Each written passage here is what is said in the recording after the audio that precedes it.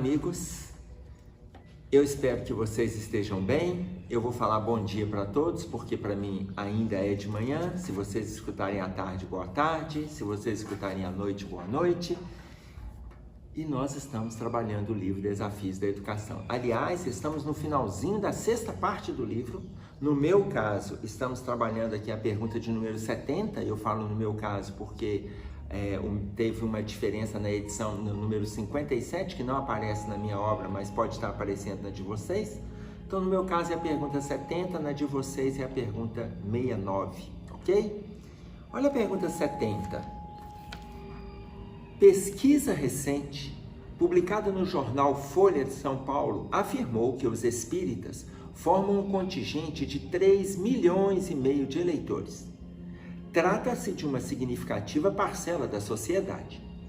Haveria algum impedimento para que tivéssemos representantes no Congresso Nacional, eleitos pelos espíritas, que pudessem tratar dos interesses da causa junto à educação, por exemplo? Veja bem, o Raul Teixeira pergunta para o Camilo, porque o livro é só de perguntas e respostas, o Raul pergunta e o espírito de Camilo responde. Pelo número de eleitores no país, mas pelo número de espíritas na comunidade religiosa deste país, que se considera uma comunidade basicamente católica, 3,5 milhões de espíritas. Não seria interessante os espíritas terem um representante no Congresso para cuidar das questões? Ele fala, por exemplo, da educação. É só um exemplo. Mas para cuidar daquelas questões que a gente discute dentro das casas, que nos ajuda a fazer um movimento de espiritualização e autoespiritualização, que a proposta é essa.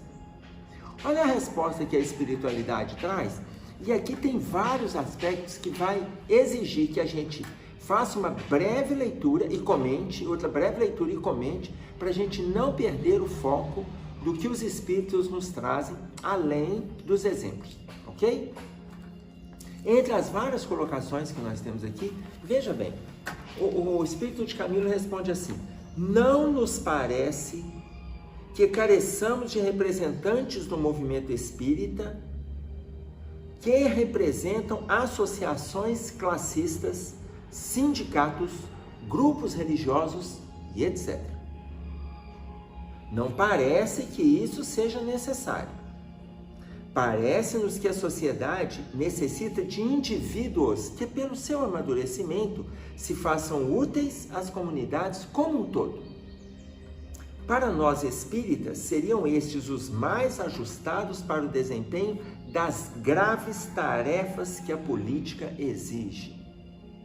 Olha, então nos atentemos para isso. Não é a questão de nós colocarmos o espírita lá no Congresso. A questão principal é quais pessoas nós estamos elegendo para o Congresso. Nós não estamos falando de religião. Estamos falando de princípios morais. Então, quando ele coloca para nós aqui, parece-nos que a sociedade necessita de indivíduos que, pelo seu amadurecimento, se façam úteis às comunidades como um todo, não importa a gente saber qual é a religião da criatura.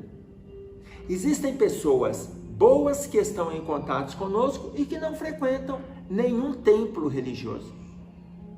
Existem pessoas nobres que estão em contato conosco que não têm nenhum vínculo com esta ou aquela religião. Mas tem princípios morais efetivos, tem princípios morais alicerçados. E é importante que a gente se atente para quem que a gente está distribuindo o nosso voto. Ah, mas e se for espírita? Não tem problema nenhum, gente. Não tem problema nenhum. A questão principal é o princípio. É o que a pessoa tem de bagagem para ela estar utilizando isso como propaganda política e lá na frente ela pode ou não levar isso a cabo. Então, imaginem vocês, pegando um exemplo, eu conversei com um rapaz na época que ele estava com 16 para 17 anos, e ele, ao sair do colégio, ele foi abordado, ele estava saindo sozinho do colégio que ele estudava, ele foi abordado por dois rapazes E os dois rapazes chegaram para ele e falaram assim, me passa o seu celular, me passa o seu celular. E aí ele falou assim, gente, eu não tenho celular. Eu não tenho celular. Abriu a mochila dele e falou aqui, ó, caderno e livro, não tem celular. Então me dá seu dinheiro, me dá seu dinheiro. Eu não tenho dinheiro. Tirou os bolsos para fora, não tem dinheiro, não tem carteira. Aí eles falaram, então me dá seu tênis. Aí a hora que ele foi tirar o tênis, os caras olharam para ele e falaram, não tira esse tênis não. Não tira esse tênis está velho demais da conta. Ô cara, aqui, você tem que ter alguma coisa para você ser roubado, bicho. Você tem que ter alguma coisa para você ser roubado. Numa hora a gente vai fazer a sua cabeça aí. Ele falou assim, aqui, beleza. Da próxima vez eu vou ter alguma coisa. Hoje eu não tenho nada, eu tenho aqui minha roupa, meus cadernos e meus livros. Despediu deles, olha, ele despediu deles. Ele falou assim, ó gente aqui, beleza, então segue a vida de vocês aí, vão com Deus. Vão com Deus, eu sigo a minha. 3 meses depois ele foi abordado por um outro cara. O outro cara chegou para ele e falou assim, me passa seu dinheiro, me passa seu dinheiro. Na hora, tranquilo, ele tirou do bolso, na época ele estava com 5 reais. Ele pegou 3 reais e entregou para o cara. Ficou com 2. Ele falou assim, olha, eu vou te dar 3, mas eu vou ficar com 2, porque hoje eu preciso pegar um ônibus, não vou te dar tudo não. Eu preciso pegar um ônibus, minha passagem aqui e tal. Aí o ladrão pegou os 3 reais e falou assim, não vai te fazer falta não. O ladrão, ele falou assim, não, pode levar esse aí. Vai com Deus, pronto. Eu perguntei para esse jovem, falei assim, meu filho, em nenhum dos 2 momentos você pensou em reagir? Ele falou assim, Emerson, mas por que eu ia reagir? Eu falei, meu filho, você é alto, forte e lutador de Kung Fu. Há anos. Ele falou assim, Emerson, jamais eu iria utilizar a minha arte marcial contra uma outra pessoa. Emerson, eu procurei aprender o Kung Fu, e que eu ainda estou em aula, com um professor que conhece a filosofia do Kung Fu, a filosofia, a história dos movimentos. Ele tem um local para eu fazer o treino com ele separado. Eu não quero ir para a academia, não quero treinar com ninguém, não quero disputar nada com ninguém. Para mim pouco importa se eu pego uma faixa, se eu mudo de faixa, se eu ganho prêmio. Isso, nada disso me interessa. Eu quero aprender a filosofia do movimento, aprender o movimento, ficar adestrado nas 2 áreas, na teoria e na prática. É só o que me interessa. Mais do que isso. E aí o que eu te digo? Hoje eu não tenho interesse nenhum em lutar contra esta ou aquela pessoa. Bom, gente, aí eu estou colocando para vocês, fazendo para vocês esta referência. Esse rapaz, a mãe dele é evangélica, o pai dele é católico.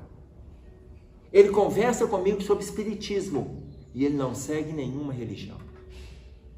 Para ele pouco importa a questão da religião, mas ele tem alicerçado no estado íntimo dele a religiosidade. Mais que isso, a espiritualidade. Quando ele me fala a frase, eu usar a minha arte marcial contra uma outra pessoa, jamais vou fazer isso. Então veja, ele estava com seu estado íntimo devidamente espiritualizado. Se esse raciocínio caminhar com ele para a vida, nós estamos numa relação absolutamente saudável, independente dele entrar ou sair de qualquer templo religioso, porque o objetivo de entrarmos no templo religioso é transpor os muros do templo e levar o conhecimento para fora. Esse é o objetivo. Imagina você entrar no movimento religioso e entrar para um congresso depois, você transpõe o conhecimento daqui para o mundo social, adentra as paredes do congresso e transpõe para aqueles que estão lá, elegendo, regendo, construindo regras, levantando leis, levantando movimentos sociais, protegendo uma nação e colocar com esses princípios de espiritualidade em todas as relações. Isso é extremamente saudável. Então, quando o espírito de Camilo coloca para nós sobre este movimento que não precisamos de espíritas que representam associações classistas, sindicatos, grupos religiosos, etc. O que ele está dizendo para nós? O espírita não tem que se preocupar com esse detalhe. O espírita não tem que se preocupar. Mas olha, é muito interessante porque lá embaixo ele coloca assim, quando assistimos aos lamentáveis episódios de companheiros diversos do movimento espírita, olha a descrição que o espírito de Camilo vai fazer para nós aqui. Que são, olha, trabalhadores da seara do Cristo, da doutrina espírita, que são absolutistas, dominadores, temperamentais, infiéis aos bons princípios cristãos, descumpridores das propostas do Espiritismo. Quando os vemos se adornarem de instituições para que tudo seja como querem e como gostam, quando os vemos distorcer ou ignorar pontos doutrinários importantes tão somente para agradar alguns, olha, ele está fazendo referência, gente, ao nosso movimento espírita. A quantidade de pessoas que discordam daquilo que a doutrina está propondo. Eu não estou dizendo aquilo que palestrantes estão propondo, não. Porque muitas vezes os palestrantes conturbam o conhecimento. O que está aqui é que é para a gente entender, estudar e levar para fora. O que o palestrante coloca é para nós avaliarmos. Qualquer que seja o palestrante, qualquer um, é para a gente avaliar. Ele está colocando aqui postura dos espíritas, ele não está colocando a postura dos espíritos. E aí ele continua. Quando os vemos distorcer ou ignorar pontos doutrinários, estou acabando de falar isso aqui, distorcer ou ignorar pontos doutrinários importantes, tão somente para agradar alguns, quando os vemos faltando com a verdade somente para manter grupos de pessoas a eles submetidos, fanatizados por discutíveis revelações, o que poderemos esperar desses casos, caso sejam guindados as posições da atual política do mundo? O que podemos esperar dessas pessoas que estão criando confrontos, conflitos, agressões, e aí vão se tornar políticos? Vão continuar defendendo os próprios interesses. Muitas vezes, eles não estão defendendo interesses para agredir o mundo, não. Mas é porque eles já trazem bagagens egoísticas de passado, assumindo uma posição de mérito na política social, assumindo uma posição de mérito na política do mundo. Eles fazem emergir aquele sentimento de vaidade, aquela construção viciosa da ambição, do egoísmo que estava adormecido. E aí, dentro do movimento, já compram conflitos, agressões, distorcem o conhecimento. Eu já vi isso dentro de casas espíritas. Médiuns que têm uma facilitação mediúnica, muitas vezes, por terem a facilitação, às vezes colocam coisas que não é a fala da espiritualidade, não está escrito nas obras lá, mas colocam para atender às próprias demandas. Às vezes dirigem atividades, dirigem trabalhos e ainda usam a seguinte frase: a espiritualidade está nos dizendo. Gente, isso é muito perigoso. Então tem que ser, eu não estou dizendo que tudo que estes médiuns dizem é mentira, não estou dizendo isso. Eu estou dizendo que nós temos que avaliar o teor da mensagem. O teor da mensagem. João, no Novo Testamento, coloca isso para nós. Provai se os espíritos são de Deus. Quando ele coloca provai se os espíritos são de Deus, ou seja, não é toda a mensagem que chega para nós que tem que ser colocada como dotada de credibilidade. Avalia. Eu mesmo estou trazendo para vocês aqui várias reflexões. Se vocês não concordam, ótimo, discutem, escrevem, telefonem, manda WhatsApp, vamos discutir. A gente aprende quando nós trocamos conhecimento. Isso não é criar rivalidade, não é sermos absolutistas, não é sermos donos de verdade de forma nenhuma, mas eu passo para vocês o que está escrito aqui, dentro daquilo que eu leio e que eu estudo, dentro daquilo que eu aprendo e que eu assimilo, eu estou filtrando. Ora, por que nós não podemos nos preocupar com partidos?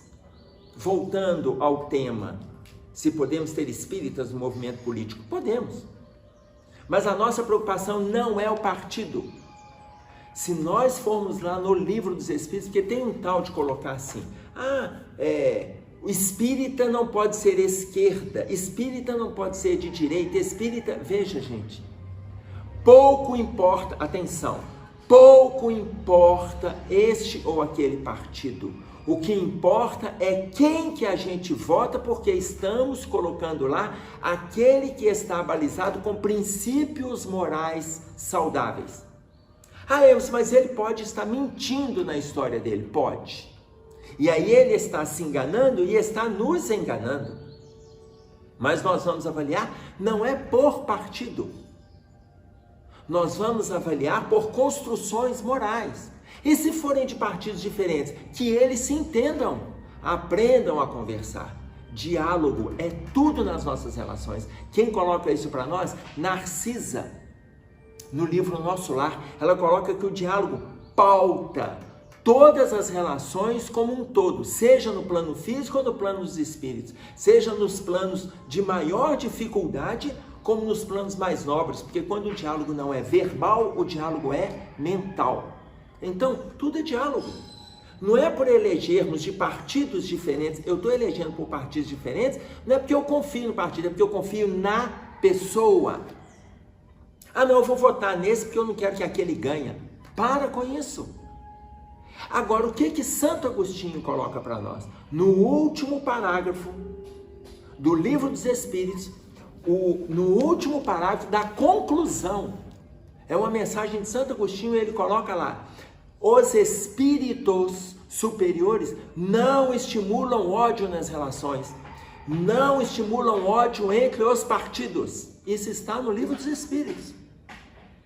Eu estou falando do último parágrafo do Livro dos Espíritos. Podem ler lá. Então não é papel do espírita estimular o mal-estar nas relações. Não é papel do espírita. Agora, nós vamos colocar aqueles que a gente confia. Mas eu vou votar nesse para não ganhar aquele. É sinal de que a gente não confia nem nesse que a gente está votando. Mas eu não confio em ninguém. Não é possível que ali ninguém apresente um princípio que te atenda. Entretanto, se não te atender, então não coloque o seu voto naquela criatura ou naquelas criaturas. Porque no histórico que eles apresentaram, no estudo que você aprofundou, não é a fofoca que chegou, não. No estudo que você aprofundou, você viu que ali nenhum daqueles merece o seu crédito. Mas também não saia agredindo, porque será que se você estivesse naquele lugar, você não estaria cometendo os mesmos deslizes? Por que a nossa questão não é de partido? Porque partido é construído por pessoas. Todas as pessoas têm dificuldades no campo moral. Todas as pessoas. Invariavelmente. Todas as pessoas. No campo sexual, no campo emocional. Quem coloca isso para nós? André Luiz. No livro Sinal Verde, ele coloca para nós psicologicamente, cada criatura apresenta na área sensual um problema diferente. Então você descobre uma dificuldade aqui, outra colar, nesse aqui eu não voto. E ele falando de uma área específica. Se ele está falando dessa área específica, trabalhando as questões morais da criatura, foi o que Freud trabalhou lá atrás, no início do século XX, quando ele colocou as questões da libido. No inconsciente profundo, aonde a gente não tem condições de investigar e saber todos os nossos deslizes, graças a Deus, porque a espiritualidade nos proporciona este esquecimento para que nós tenhamos condições de trabalhar valores novos. Esta mesma colocação nós vamos ver do espírito Barcelos conversando com André Luiz no livro Obreiros da Vida Eterna. Por mais que a gente trabalhe a nata do inconsciente, ou seja, a gente não aprofunda, já estamos no desbravar da nata, no desabrochar dessas situações, trabalhando dificuldades que estamos construindo há séculos e que não temos acesso. Então, se é assim nos nossos movimentos sociais, que dirá nos nossos movimentos interiores? As dificuldades estão aí para todos, gente. Alguém merece o seu crédito? Vote. Se você é capaz de se eleger, de assumir um compromisso, porque o espírito de Camilo, ele coloca para nós como grave compromisso na política, grave tarefa que a política exige. Ora, grave tarefa que a política exige, e aí eu coaduno com a ideia trazida pelo Santo Agostinho no Livro dos Espíritos. Os bons espíritos não estimulam ódio. Ora, se não estimula ódio, eu vou até amenizar. Não estimula antipatia, agressões, ciúmes, competições, maledicência, não estimula. Se os bons espíritos não estimulam, nós temos que ficar atentos àqueles que estão estimulando. Mentiras, dissociações, agressões, competições. Por que que nós estamos atentos a esses e valorizando essa postura? Aqueles que não valorizam a educação neste país, que não valorizam a saúde nesse país, que não valorizam o respeito à figura alheia, não valorizam a propriedade alheia, estão pensando apenas em si mesmos. Por que que nós vamos valorizar esse tipo de postura, gente? Então, a postura, ela é séria, que o Espírito coloca para nós, o Espírito de Camilo, é séria. Esse movimento de corrupção, de agressão, que está destruindo as relações como um todo, nós vamos ver Paulo de Tarso, quando ele escreve aos Romanos, no capítulo 8 aos Romanos, nos versículos 19, 20 e 21, Paulo de Tarso vai falar para nós sobre corrupção. Mas na época, ele não colocou da forma que a gente está assistindo hoje, porque a forma que a gente está assistindo hoje, ela é muito mais avassaladora. Mas se vocês pegarem esses 3 versículos e tiverem dificuldade de entendimento, vão lá no capítulo 42 do livro Os Mensageiros. E nós vamos ver o espírito de Aniceto explicando para André Luiz sobre esses excessos da política que estão agredindo as criaturas, e o nosso povo está sendo levado, como diz para nós Zé Ramalho, vida de gado. Está sendo levado como um todo, sem parar para pensar, sem raciocinar, e ainda lutando para converter os outros pela própria ideia, como se a sua ideia fosse a correta. Para com isso. As pessoas são livres para pensar e para agir. E se fizer errado, que segurança que você tem que o que você está fazendo é que é o certo? Que segurança que você tem? Somos pessoas falíveis, trazendo uma série de dificuldades do nosso passado, lutando para que ele não venha emergir nas nossas relações. Continuando.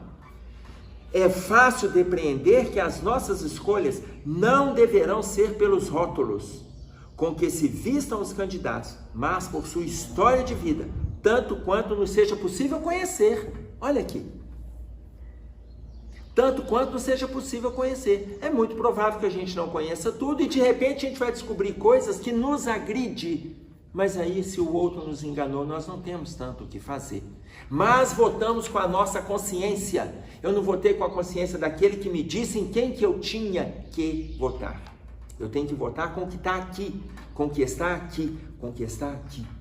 Com aquilo que eu conheço, com aquilo que eu sinto, com aquilo que eu faço. Que está de acordo com os princípios que eu respeito. E aí olha a colocação que ele diz para nós. Muitas pessoas dizem que elegemos às vezes indivíduos que demonstram boas credenciais e que se perdem depois de eleitos. O que é verdade? Muitos se perdem depois de eleitos, bandeando-se para os desvarios da corrupção, do interesse pessoal e etc. Aí estará claro que a nossa ação não foi leviana. Veja, nós votamos com a nossa consciência. Se o outro se perdeu depois do seu voto, a sua ação, ela não foi leviana. Está aqui. Tudo indicará que fizemos a nossa parte, como indicava a consciência e a razão. Mas, apesar de tudo, fomos iludidos. E o infeliz eleito também pelos monstros do seu próprio caráter, tendo-se em conta que estamos num orbe de provas e expiações, repleto de almas num orbe, de provas e expiações, repleto de almas enfermas em lutas ásperas pela conquista da saúde moral, o que nem sempre logram com facilidade. E quanto a nós, que estamos recebendo a consequência daquilo que plantamos, estaremos na faixa dos nossos resgates.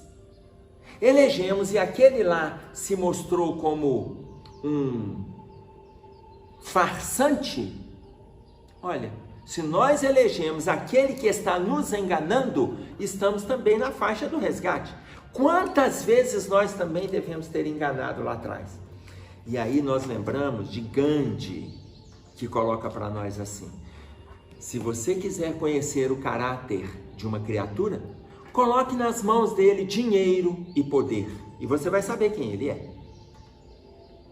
Aquele que hoje se apresenta como farsante, que está nos enganando, que está nos destruindo, que está rasgando a confiança que nós depositamos nele, será que ele não está repetindo aquilo que nós já fizemos no passado com outros que também confiaram em nós? Ou que estamos fazendo ainda hoje no nosso núcleo? Não somos políticos, não somos deputados federal, não somos senadores, não somos vereadores, não somos políticos.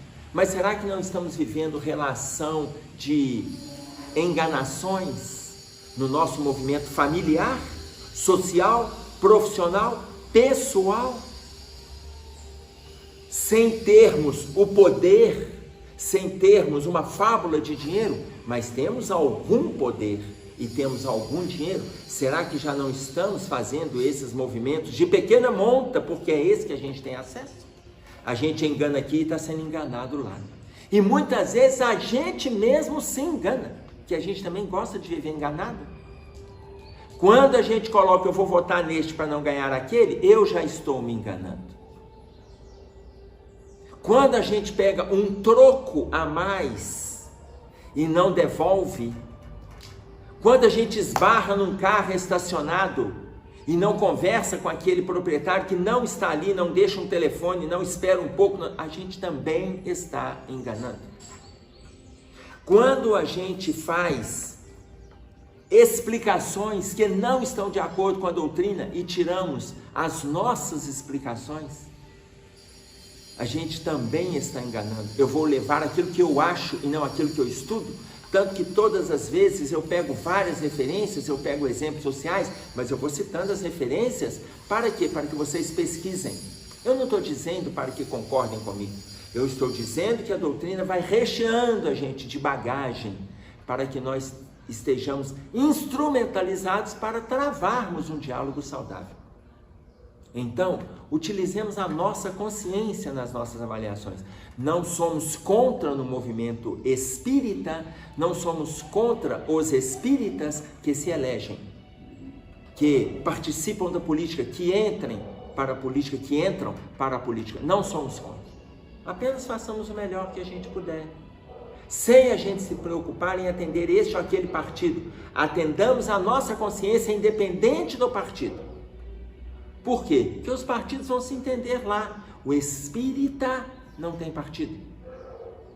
Os partidos estão estimulando dissensões, agressões, mal-estar, divergências, deseducação.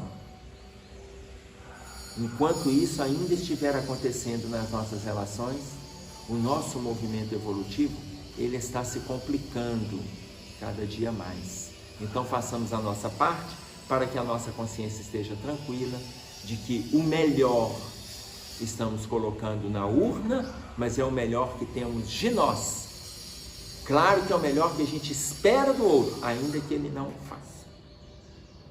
Enfim, era isso que nós tínhamos para trazer. Eu vou agradecer a paciência de vocês, tomara que estejam valendo os nossos comentários. Estudem, leiam, aprofundem e não simplesmente concordem. Ok? Um abraço a todos, até breve, fiquem com Deus.